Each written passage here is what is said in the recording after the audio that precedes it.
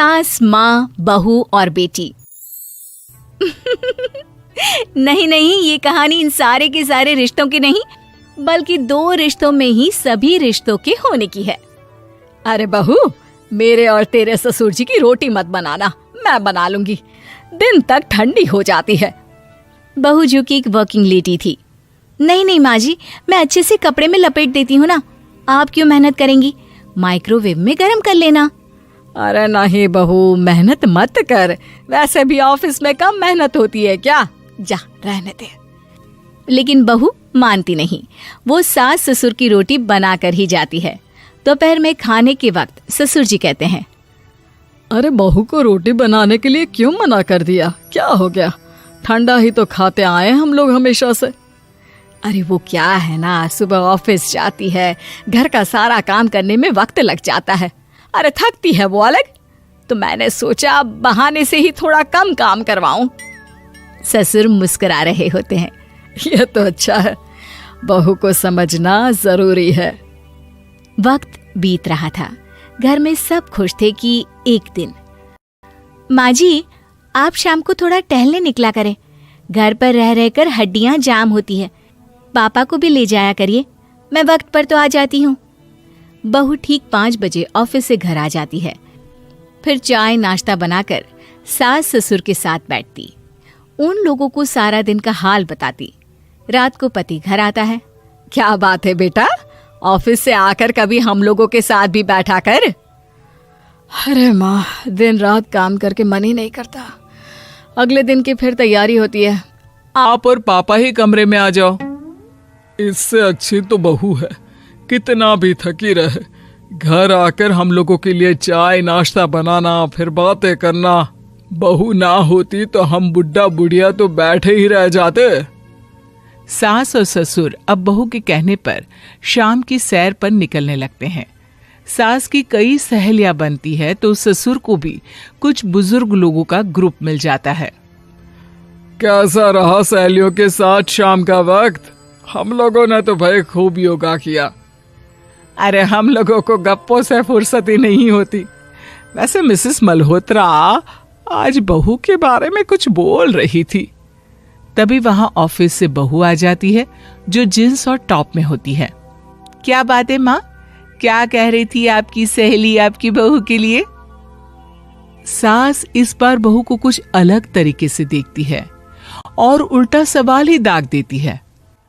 क्या कह रही थी वो हटा, ये बता, तेरे ऑफिस में तो मर्द भी काम करते होंगे ना? बहू जो अब तक मजाक कर रही थी वो सीरियस हो जाती है। मर्द होंगे नहीं माँ जी, मर्द ही ज्यादा हैं, हम 5 ही लड़कियां हैं ऑफिस में। अरे तो अच्छा लगता है क्या ऐसे कपड़े पहनती हो? कल से तुम ना साड़ी पहनकर ऑफिस जाना, और हाँ, शाम का नाश्ता थोड़ा जल्दी बनाया करो, नाश्ता बनाकर बाद में ही ऑफिस के कपड़े चेंज करने जाना। बहू को समझ में नहीं आता कि सास को हो क्या गया है, लेकिन वो कुछ नहीं कहती, सीधे किचन में जाकर चाय नाश्ता बनाती है और सास ससुर को दे देती है। अगले रोज बहू ऑफिस के लिए तैयार होती है तो खूब सुंदर सी साड़ी पहनती है और ऑफिस के लिए निकलने से पहले सास और ससुर के पैर छूती है और निकल जाती है। क्या बात है, आज मेधा के ऑफिस में लग रहा है कोई फंक्शन है। अच्छा, पता नहीं, मुझे तो बताया नहीं, वैसे तो सारी बात करती रहती है। अरे देखा नहीं कैसे साड़ी पहनकर जा रही थी? अरे वो तो मैंने ही बोला है उसे। अरे अच्छा लगता है क्या रोज रोज ऐसे सूट या जींस में जाना? बहू हो, बहू बनकर रहो, और आप भी ना मेधा मेधा मत किया करिए, बहू बोला करिए, सर पर चढ़ जाएगी तो दिक्कत हो जाएगी। सास अब बहू को बहू जैसा रखने लगती है, हर बात पर रोका टोकी, हर बात पर ताने। क्या बात है, आजकल लेट आ रही है ऑफिस से? अरे चाय के लिए भी देर हो जाती है, हम लोग फिर पार्क में भी देर से पहुंचते हैं।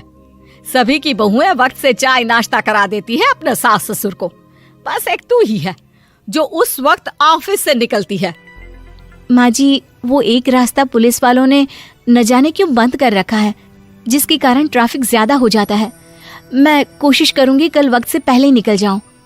ससुर देख रहे होते हैं कि बहू अब परेशान सी रहने लगी है। एक रोज, मेधा, बेटी मेधा। जी पिताजी। बेटा देख जरा, कौन सी टी शर्ट अच्छी लग रही है। वो क्या है ना, शाम को सब बदल बदल कर टी शर्ट पहनते हैं। मैं भी सोच रहा हूँ कि आज कुछ अच्छा सा पहन कर जाऊं। हाँ पिताजी, ये सही है। ये लाल वाली ना बहुत जचेगी आप पर। मेरे पापा पर भी डार्क रंग बहुत जचता है। क्या चल रहा है? अरे ससुर के सामने घूंघट तो छोड़ो, ऊपर से रंग बताया जा रहा है टी शर्ट का। अरे बहू, कोई संस्कार दिए नहीं है क्या तेरी माँ ने? बहू इस बार बहुत निराश हो जाती है। वो वहां से तुरंत अपने कमरे में चली जाती है। अब बहू घर का सारा काम करती, ऑफिस जाती, लेकिन साड़ी और सर पर पल्ला लेकर। एक बार पड़ोसन उनके घर आती है। वाह सुमित्रा बहन, बहू का तो रूप ही बदल दिया। ठीक किया, बहू बहू जैसी ही अच्छी लगती है। अच्छा चलती हूँ मैं। पड़ोसन के जाने के बाद सास बड़ी अकड़ के साथ कहती है, देखा मेरा कमाल, कैसे मैंने मेधा बहू को कंट्रोल में कर लिया।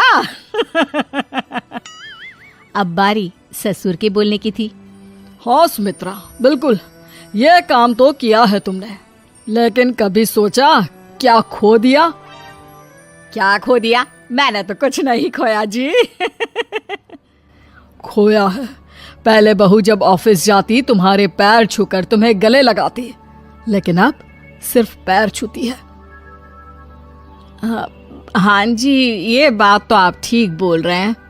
पहले घंटों हम लोगों से बात करती, कमरे में ना जाती, ऑफिस से आते ही खुद की चाय, खाना, नाश्ता सब हम लोगों के साथ करती, सारी बात बताती। लेकिन क्या तुम्हें पता है, बहू की तबीयत खराब चल रही है, वो माँ बनने वाली है। ये बात मुझे बेटे ने बताई कि तुम्हें बता दूं। अब सास की आंख में आंसू थे। वो समझ गई थी कि लोगों के कहने में आकर उसने क्या खो दिया। शाम को बहू घर आती है तो माँ किचन में पकोड़े तल रही होती है। अरे माँ जी, आप रहने दीजिए ना, मैं आ तो रही थी। अरे नहीं, जा तू चेंज कर ले, मैं नाश्ता और चाय टेबल पर ही लगा रही हूँ मेधा। सास के मुंह से अपना नाम सुनकर बहू को बहुत अच्छा लगता है।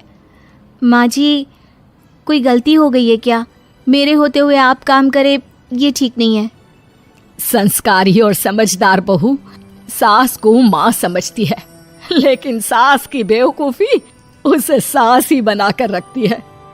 बहू, मुझे भी थोड़े संस्कार और समझदार बनने का मौका दे, जिससे मैं भी बहू नहीं बेटी को देखूं तुझ में। और हाँ, मेरा होने वाला पोता क्या कहेगा कि दादी ने तो मेरी माँ को बहुत परेशान किया। बहू सास को गले लगा लेती है। नहीं माँ जी, वो कहेगा कि माँ को तो दादी ने बेटी बनाकर रखा है।